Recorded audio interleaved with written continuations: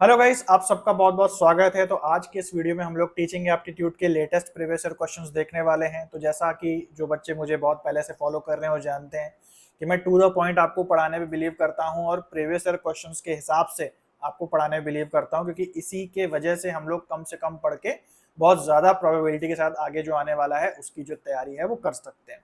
तो आज हम लोग लेटेस्ट जो प्रीवियस ईयर क्वेश्चंस हैं जो कि हमारे जनवरी 2026 में आए उनको हम लोग देखेंगे और उस हिसाब से हमें आइडिया लग जाएगा कि टीचिंग एप्टीट्यूड का क्या पैटर्न चल रहा है और किस प्रकार के क्वेश्चन जो है हमारे जून 2026 के एग्जाम्स में आ सकते हैं। तो चलिए आगे बढ़ते हैं। और जिन बच्चों को नहीं पता है भाई, मैंने आप लोगों को फ्री में बहुत ही अच्छा कोर्स दिया हुआ है, जो कि आप कोई भी किताब ले लो या फिर कोई भी आप अगर कंटेंट देखो यूट्यूब पे, तो इतना शॉर्ट में और शॉर्ट के अंदर अंदर इतना ज्यादा जो कंटेंट है वो आपको कहीं पे भी नहीं मिलेगा। आप लाइव क्लास वगैरह देख सकते हो जो 1 डेढ़ 2 घंटे की होती है, लेकिन उसमें आपको लगेगा कभी कभी कि जो है इन्फॉर्मेशन हमें कम मिल रही है और समय हमारा ज्यादा खर्चा हो रहा है। यूट्यूब के अंदर मैंने इस प्रकार के क्वेश्चन जो टॉपिक्स हैं वो बना दिए हैं कि 10-10 मिनट के अंदर जो है आपको लगेगा कि बहुत ज्यादा आज मैंने सीख लिया। बहुत बच्चे इसी से ही नेट और जेआरएफ क्वालिफाई कर रहे हैं और मुझे बहुत खुशी होती है। बिल्कुल भी ऐसा नहीं लगता कि मेरा पेड कोर्स नहीं लिया या फ्री में कर लिया। भाई मेरा जो एम है वो है आप लोगों का नेट जेआरएफ क्लियर कराना, तो जरूर से चेकआउट करना जिसने भी अभी तक ये कोर्स नहीं देखा। इसके अलावा प्रीवियस ईयर क्वेश्चंस की प्रैक्टिस बहुत जरूरी है। ये वीडियोस में जो डाल रहा हूँ इससे भी आपकी प्रैक्टिस होगी। प्लस टेलीग्राम पे डेली दिन में 2 बार टेस्ट सीरीज आती है, तो उस टेस्ट सीरीज को आप लोग जरूर से लगाओ। अगर टेलीग्राम चैनल नहीं है तो आप व्हाट्सएप चैनल का भी प्रयोग कर सकते हो, उस पर भी अवेलेबल आपको दिन में 2 बार मिलती है, तो जरूर से लगाना। और इसके अलावा पेड कोर्सेज भी हमारे प्ले स्टोर पे ऐप है उसके अंदर, तो उसमें आपको जो कोर्स है वो मिल जाता है। तो हर बार ये कोर्स अपडेट होता है। लेक्चर्स पहले से ही रहते हैं, लेकिन जो इरेलीवेंट हो जाते हैं उन लेक्चर्स को हटा देते हैं, जो नए क्वेश्चन पूछे गए हिसाब से नए टॉपिक्स डाल देते हैं। तो एक तरीके से जैसे आपका एंड्रॉइड फोन अपडेट होता है वैसे कोर्स भी अपडेट होता रहता है। 20 से ज्यादा लेक्चर्स फ्री हैं। और टेस्ट सीरीज अगर आपको केवल लगानी है सेक्शन वाइज तो वो भी अवेलेबल है, जिसके बारे में हम वीडियो के एंड में बात करेंगे। तो चलिए फिलहाल अभी आगे बढ़ते हैं और हम लोग टीचिंग एप्टीट्यूड के जो रीसेंट क्वेश्चंस हैं उनको अच्छे से देख लेते हैं एक्सप्लेनेशन के साथ। ये क्वेश्चन ध्यान से देखते हैं। जनवरी 2026 का टीचिंग एप्टीट्यूड का क्वेश्चन है और काफी इंटरेस्टिंग और प्रैक्टिकल क्वेश्चन है।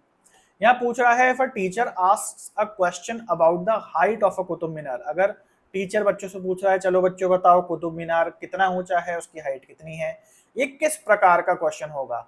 रिफ्लेक्टिव लेवल क्वेश्चन है, अंडरस्टैंडिंग लेवल क्वेश्चन है, मेमोरी लेवल क्वेश्चन है या रीजनिंग का क्वेश्चन है? तो हमने ब्लूम्स टेक्सोनॉमी पढ़ा है, लेवल्स ऑफ टीचिंग पढ़ा है।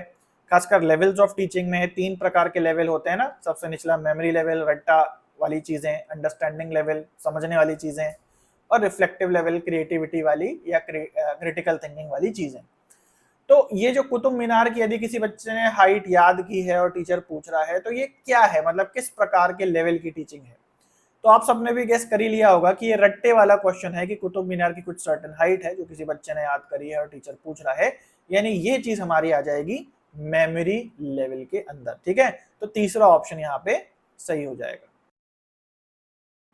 ये क्वेश्चन जनवरी 2026 में टीचिंग एप्टीट्यूड में आया है स्वयं से। स्वयं काफी इंपॉर्टेंट टॉपिक है, तो समझ लेते हैं। इजी क्वेश्चन है, एक बार आप स्वयं वगैरह समझ जाते हैं तो लगभग उस थियरी के अंदर से ही क्वेश्चन जो है बन जाते हैं। असर्शन और रीजन का क्वेश्चन है, तो थोड़ा ध्यान से देखते हैं। Swayam courses are available free of cost to any learner. तो जैसा आपको पता है स्वयं एक वेबसाइट है और फ्री में जो है कोर्सेज स्वयं की वेबसाइट पे अवेलेबल होते हैं। तो यानी कि जो असर्शन वाला स्टेटमेंट है ये ट्रू स्टेटमेंट है। अगला जो स्टेप होता है असर्शन रीजन में, वो ये देखना है कि जो रीजन दिया है वो ट्रू है या फॉल्स है। असर्शन हमको पता चल गया ट्रू है, रीजन देखते हैं ट्रू है या फॉल्स है। Swayam courses are telecasted on Gyanvani the free DD channel. कह रहा है स्वयं के कोर्सेज जो है वो ज्ञानवाणी पे आते हैं। तो हम सबको पता है स्वयं एक वेबसाइट है, किसी ज्ञानवाणी या डीडी चैनल पे इसके वीडियो कोर्सेज नहीं आते, वो अपनी उनकी वेबसाइट होती है, उस पर वो वीडियो कोर्सेज रहते हैं। तो रीजन यहाँ गलत हो जाएगा। तो ये गलत हो गया, तो हमारा यहाँ पे क्वेश्चन सॉल्व हो गया। असर्शन ट्रू है और रीजन फॉल्स है, यानी कि तीसरा option A is correct but R is not correct, ये हमारा ऑप्शन सही आंसर हो जाएगा। सो गाइस ये क्वेश्चन ध्यान से देखते हैं, इंपॉर्टेंट और थोड़ा ट्रिकी क्वेश्चन है। जनवरी 2025 में टीचिंग एप्टीट्यूड से क्वेश्चन है। ये क्वेश्चन बेसिकली है,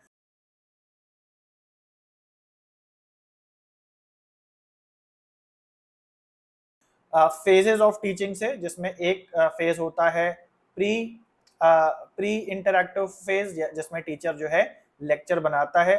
फिर एक होता है इंटरैक्टिव स्टेज, जिसमें कि टीचर एक्चुअली लेक्चर देता है। और बाद में होता है पोस्ट एक्टिव स्टेज, जिसमें कि टीचर बच्चों को इवेल्युएट करता है, अपने लेक्चर को अगले बार के लिए और इम्प्रूव करता है, एंड सो ऑन। तो यहाँ पे कभी भी इतना सिंपल तरीके से नहीं पूछा जाता है, हर बार जो है ये पॉइंट्स को थोड़ा सा घुमा फिरा के बदल दिया जाता है, हालांकि कंसेप्ट सेम ही लगता है। और ये जो जनवरी 2026 की हम लोग बात कर रहे हैं, इसी में जो है सारी शिफ्ट मिला के 2-3 प्रकार से इनको बदल करके क्वेश्चन सेम पूछा गया था, तो उसमें कंफ्यूज नहीं होना है। आइए एक बार समझ लेते हैं कि कैसे इस क्वेश्चन को करना है। तो यहाँ पे 4-5 पॉइंट्स दिए हैं: evaluation, selection of teaching material, recycling, presentation of content, statement of objectives. देखो भाई, जब भी टीचर लेक्चर बनाता है तो लेक्चर बनाने के लिए जो मेन चीज होती है वो क्या होती है? ऑब्जेक्टिव, कि भाई ये लेक्चर बना क्यों रहे हैं, इसको बना के बच्चों को सिखाना क्या है, उद्देश्य क्या है इस लेक्चर का। तो ध्यान देना कि ये जो स्टेटमेंट ऑफ ऑब्जेक्टिव्स है ना, तो इसको हम फर्स्ट वाले पाले में डाल देते हैं, ठीक है। तो अभी हम लोग को ये समझना है कि जो पॉइंट्स हैं वो प्री में आएंगे, इंटरेक्टिव में आएंगे, पोस्ट में आएंगे। तो जाहिर सी बात है स्टेटमेंट जो है वो फर्स्ट में आ जाएगा। अब यहाँ पे अगला जो पॉइंट है, देखो, प्रेजेंटेशन ऑफ कंटेंट। तो यानी कि वाकई जो आपने लेक्चर बनाया है वो बच्चों को पढ़ा रहे हो, उसका प्रेजेंटेशन दे रहे हो, तो जाहिर सी बात है ये सेकंड पाले में आ जाएंगे, नहीं इंटरैक्टिव फेज में आ जाएंगे।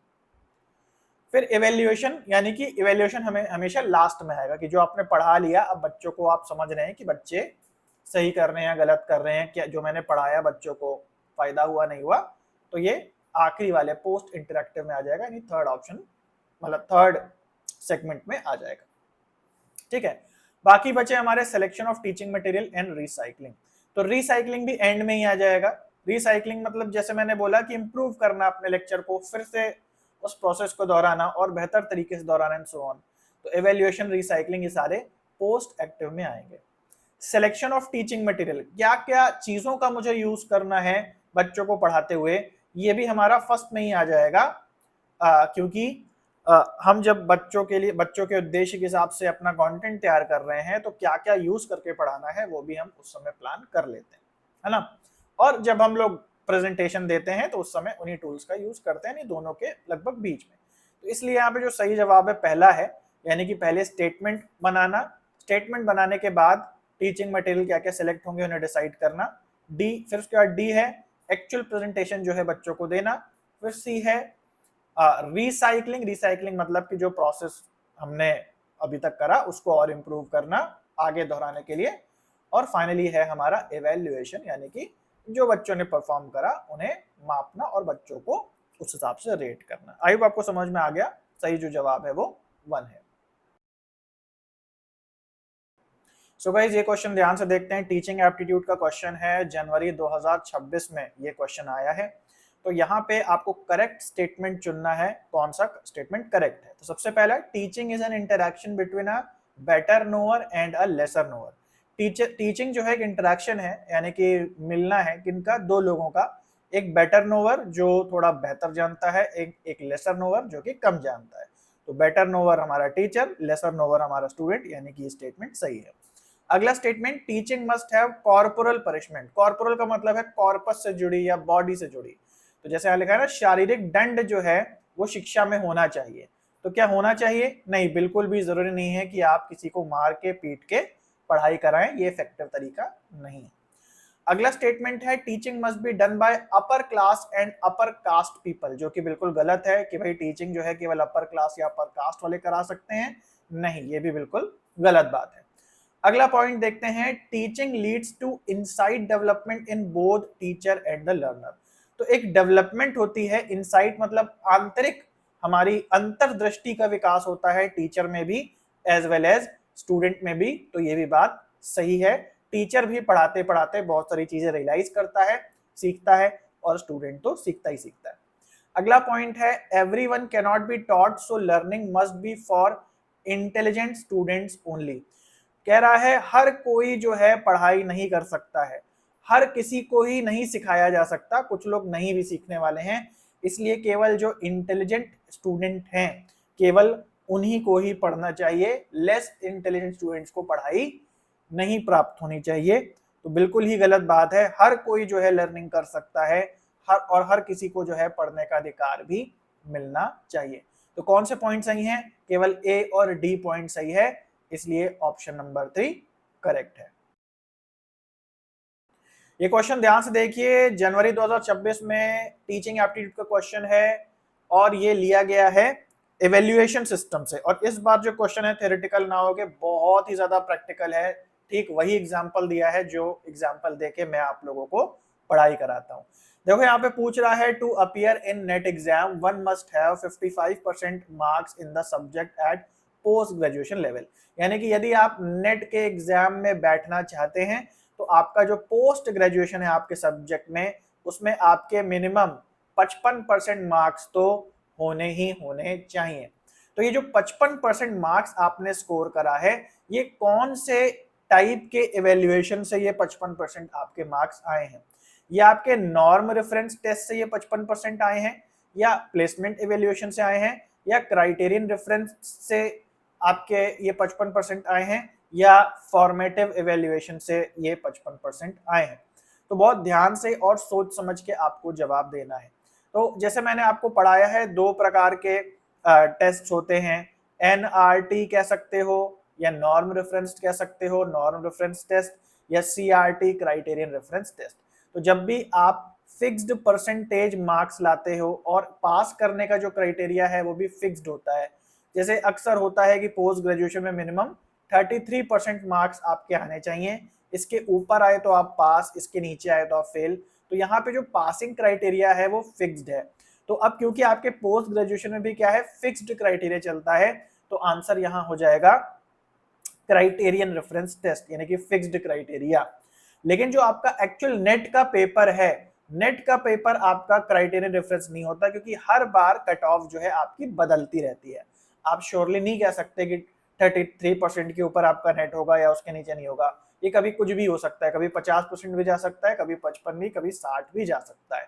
तो इसलिए नेट जो है हमारा नॉर्म रेफरेंस में आएगा, लेकिन क्वेश्चन में पोस्ट ग्रेजुएशन का पूछा गया है, तो आंसर हमारा 3 हो जाएगा, ऑप्शन नंबर 3 सही है, यानी क्राइटेरियन रेफरेंस टेस्ट।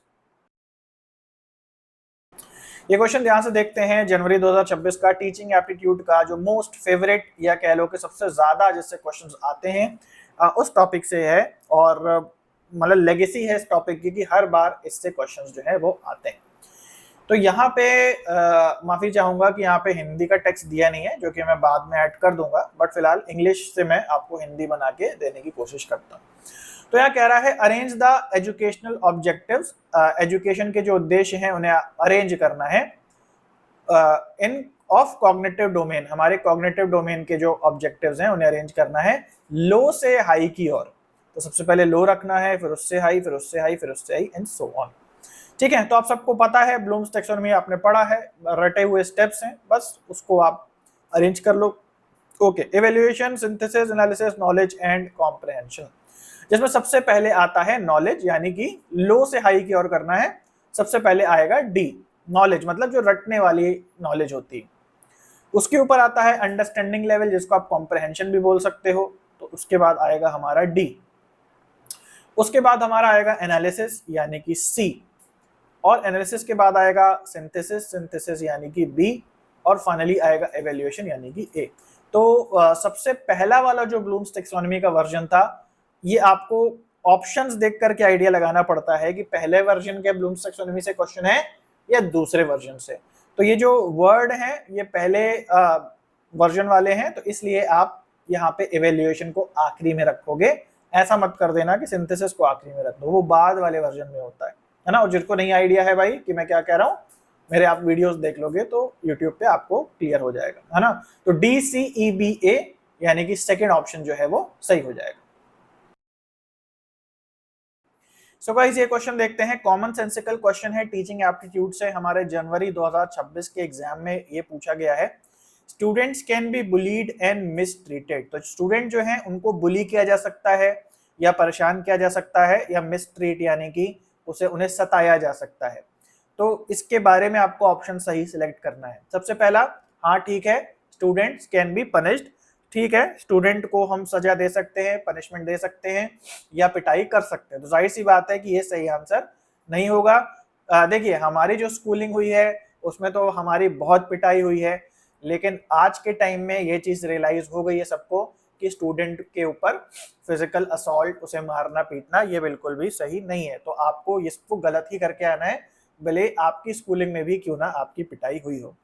अगला पॉइंट देखते हैं, students can be punished very severely, बहुत घातक रूप से, बहुत ज्यादा जो है पिटाई की जा सकती है। बिल्कुल पिटाई बिल्कुल भी नहीं की जा सकती, इनफैक्ट हाथ भी लगाना उन्हें मना है, तो ये आपका हमेशा गलत रहेगा। Students can be given very strict punishment, again वही बात बार बार पूछ रहा है कि हाँ उनको स्ट्रिक्ट पनिशमेंट दे सकते हैं, ये भी बात गलत है। Fourth option, students can not be mistreated, this is a crime, student को बिल्कुल भी हम मारपीट नहीं कर सकते, मिसट्रीट नहीं कर सकते, और यह एक अपराध है। तो ये हमारा पॉइंट सही हो जाएगा। बहुत ही इजी क्वेश्चन है और ऐसे क्वेश्चन आपके पेपर में आते हैं तो निश्चित रूप से आपका स्कोर बढ़ाते हैं। आपको समझ में आ गया, ऑप्शन नंबर 4 सही है। सो ये क्वेश्चन ध्यान से देखते हैं, जनवरी 2026 में टीचिंग एप्टीट्यूड का क्वेश्चन है और ये थोड़ा टेक्नोलॉजी से जुड़ा हुआ है, टीचिंग एड्स या टीचिंग सपोर्ट सिस्टम के अंदर। तो यहाँ कह रहा है a smart classroom is a, smart classroom का क्या मतलब होता है? पहला ऑप्शन ये टीचर सेंट्रिक होता है, दूसरा आईसीटी सपोर्टेड है, यानी कि इसमें टेक्नोलॉजी बहुत ज्यादा होती है क्लास में, तीसरा फ्लिप्ड क्लासरूम होता है, ब्लेंडेड क्लासरूम होता है। तो फ्लिप्ड ब्लेंडेड के बारे में हम लोग ने बात करी, टीचिंग की टेक्निक्स होती हैं। फ्लिप्ड मतलब कि बच्चे घर से पढ़ के आए, टीचर डिस्कशन करे, टीचर पढ़ाए ना, उल्टा हो, बच्चे पहले पढ़ के आए, डिस्कशन बाद में हो, तो फ्लिप्ड है। ब्लेंडेड मतलब कि सबको मिला जुला के साथ में बैठा के। फोर्थ ऑप्शन है कि ये लर्नर सेंटर्ड होता है। तो स्मार्ट क्लासरूम के बारे में कौन सा पॉइंट जो है आपको लगता है ये सबसे ज्यादा फिट बैठेगा? तो देखो स्मार्ट का यहाँ क्या मतलब है, जैसे आपके पास आज फोन है ना, तो पहले जमाने का फोन स्मार्ट नहीं होता था, क्यों? क्योंकि इसमें हमारे पुराने फोन में स्क्रीन नहीं होती थी, माइक नहीं होता था, वीडियो कॉलिंग नहीं कर सकते थे, है ना, कोई मल्टीमीडिया नहीं देख सकते थे, तो वो बस फोन होता था कि कॉल उठाओ, बात करो या कॉल लगाओ। आज के फोन को स्मार्टफोन क्यों कहते हैं? क्योंकि उसमें मल्टीमीडिया एडेड है, कि स्क्रीन है, वीडियो कॉल कर रहे हैं, चैट कर रहे हैं, मैसेजिंग भी हो रही है, सब कुछ हो रहा है। उसी तरीके से स्मार्ट क्लासरूम में जब ये मल्टीमीडिया एडेड हो जाता है कि टीचर के पास माइक है, स्मार्ट बोर्ड लगा हुआ है, स्पीकर्स लगे हैं, दूर तक बच्चों को बातें सुनाई दे रही हैं, बच्चे माइक के थ्रू अपना क्वेश्चन कर सकते हैं, तो यानी कि टेक्नोलॉजी इनेबल्ड या टेक्नोलॉजी सपोर्टेड क्लासरूम जो है, सेकेंड ऑप्शन, ये स्मार्ट क्लासरूम कहलाएगा। ये क्वेश्चन ध्यान से देखते हैं, टीचिंग एप्टीट्यूड का क्वेश्चन है, जनवरी 2026 से आया है। यहां कह रहा है select the correct statements. Teachers in HEIs, HEIs मतलब हायर एजुकेशन इंस्टीट्यूशंस, बड़े संस्थानों में, हायर एजुकेशन के संस्थानों में, teacher in HEIs must be strict disciplinarian, यानी कि बहुत ही स्ट्रिक्ट डिसिप्लिन वाला टीचर होना चाहिए। तो देखो ध्यान से समझो कि जो बच्चों का टीचर होता है वो भले फिर भी स्ट्रिक्ट हो सकता है, लेकिन बड़े संस्थानों में, हायर एजुकेशन के संस्थानों में कड़ी अनुशासनात्मकता जरूरी नहीं है, ठीक है? तो इसलिए ए पॉइंट हमारा गलत हो जाएगा। अगला पॉइंट देखते हैं, teachers in HEIs must motivate her learners to learn independently. तो जो हायर एजुकेशन का टीचर है वो मोटिवेट करना चाहिए उसे, अपने लर्नर्स को, कि वो खुद से भी पढ़ाई कर पाए, टीचर पे निर्भर ना रहें। तो बिल्कुल सही बात है, टीचर जितने ऊंचे क्लासेस को पढ़ाता है वो बच्चों को उतना फ्री करता है, जितना छोटे बच्चों का टीचर होता है वो उन्हें अपने ऊपर निर्भर करता है। Teachers in HEIs must not use any technology. तो हायर एजुकेशन वाले टीचर को कोई तकनीक यूज नहीं करनी चाहिए, तो बड़ा पेसिमिस्टिक सा ऑप्शन है, तकनीक से ही इंसान आगे बढ़ता है, नहीं तो वो बहुत पिछड़ जाता है। तो सी ऑप्शन हमारा गलत हो जाएगा। अगला, teachers in HEIs must not interact with students outside classroom. Teacher को क्लास के बाहर बिल्कुल भी मना ही है, वो इंटरैक्ट उसे नहीं करना चाहिए। ये भी बहुत पेसिमिस्ट टाइप का आंसर है कि मतलब क्लासरूम के बाहर यदि हेल्प हो तो टीचर बोलेगा नहीं भाई क्लास में आके मिलना, हम तुम्हारी हेल्प नहीं कर सकते। हाँ, कई यूनिवर्सिटी में प्रैक्टिकली ही ये चीज होती है या होती होगी, बट हाँ जब आप ये पेपर दे रहे हैं तो आपको समझना है कि नहीं, टीचर एक बहुत ज्यादा भी अवेलेबल ना हो कि रात को 2 बजे भी बच्चा कॉल कर रहा है तो उठाए, नहीं उतना भी नहीं, लेकिन हाँ मान लो कभी क्लास के बाहर बच्चा मिल गया, थोड़ा बहुत पूछ लिया तो ठीक है यार, इतना चलता है। तो ये ऑप्शन गलत हो जाएगा इसलिए, ठीक है। मस्ट इंटरेक्ट में नहीं, मतलब हाँ इंटरेक्ट करना चाहिए, कोई मनाही नहीं होनी चाहिए। ओके, अगला पॉइंट देखते हैं, teachers in HEIs must be an avid reader and a participant in her discipline discourse. ठीक है, तो टीचर जो है वो क्या होना चाहिए, एक एविड रीडर, मतलब बहुत एक्टिव रीडर होना चाहिए और पार्टिसिपेंट होना चाहिए इन हर डिसिप्लिन डिस्कोर्स। ठीक है, तो मतलब कहने का ये है कि जो सब्जेक्ट वो पढ़ाता है, जिसका वो लेक्चर देता है, उसमें उसकी रीडिंग भी बहुत अच्छी होनी चाहिए। उस फील्ड में जो नई चीजें आ रही हैं, रिसर्चेस आ रही हैं, वो भी उसकी पढ़ी हुई होनी चाहिए। तो इसलिए हमारा ई पॉइंट सही हो जाएगा, क्योंकि इससे टीचर जो है वो बहुत एक्टिव रहता है और अपडेटेड रहता है अपने डिस्कोर्स में या अपने सब्जेक्ट में, है ना। तो बहुत उत्साही पाठक होना चाहिए, रीडिंग करने वाला होना चाहिए और बहुत अच्छे से भाग लेने वाला होना चाहिए, अपने विषय से संबंधित चर्चाओं में या जो सब्जेक्ट है उसका, उसमें इंटरेस्टेड होना चाहिए। तो सही जवाब हमारा है बी और ई, यानी कि सेकंड ऑप्शन सही हो जाएगा। सो गाइज, आई होप कि आप लोगों को वीडियो पसंद आया और जानने को मिला कि किस प्रकार के क्वेश्चंस आते हैं। ओवरऑल टीचिंग एप्टीट्यूड में बहुत नॉर्मल से क्वेश्चंस आते हैं। अगर आप लिमिटेड ही है इसका जो कोर्स कंटेंट है उसको अगर आप अच्छे से पढ़ लेते हो तो आप 5 में से 4 क्वेश्चंस तो आराम से करके आ जाओगे। ठीक है, तो जैसे मैंने आप लोग को वीडियो के शुरुआत में बोला कि भाई जो मेरा कोर्स है वो हर बार अपडेट होता है, 20 से ज्यादा लेक्चर्स इसमें डेमो के रूप में भी दिए हैं। बहुत बेहतर तरीके से आप तैयारी करना चाहते हो, कोई कसर बिल्कुल नहीं छोड़ना चाहते इस बार, तो इस कोर्स को आप जरूर से लो और इसका डेमो भी आप जरूर से देखो। इसके अलावा प्रीवियस ईयर क्वेश्चंस की आप केवल तैयारी करना चाहते हो तो ये टेस्ट सीरीज आपके लिए बढ़िया रहेगी, जिसमें टेस्ट सीरीज के फॉर्म में स्क्रीन पे आपकी बढ़िया से प्रैक्टिस हो जाएगी और आप चाहे DI के अलग क्वेश्चन लगाना चाहो, रीडिंग कॉम्प्रिहेंशन के अलग लगाना चाहो, टीचिंग के अलग, तो वो भी सुविधा जो है यहाँ पे अवेलेबल है। इसमें भी 100 से ज्यादा जो क्वेश्चंस हैं वो आपको डेमो के रूप में मिलते हैं। तो ये कैसे आप एक्सेस करेंगे, इसके लिए आप बस यहाँ पे आप व्हाट्सएप कर सकते हैं, तो आपको जो भी लिंक है डेमो वगैरह का वो प्रोवाइड किया जाएगा। प्लीज कॉल मत करिए, केवल व्हाट्सएप करने से ही जो है आपका काम हो जाएगा, क्योंकि जो जितना काम है वो वीडियो ट्यूटोरियल शेयर करके और कोर्स लिंक शेयर करके होता है, तो उसमें कॉल करना और फिर कॉल करके बोलना कि अभी मैं लिंक शेयर करता हूँ या करती हूँ, तो वो बहुत ज्यादा रिडंडेंट हो जाता है ना। तो चलो गाइस, आज के लिए इतना था, मिलते हैं अगले वीडियो में, तब तक के लिए सभी को बाय और टेक केयर।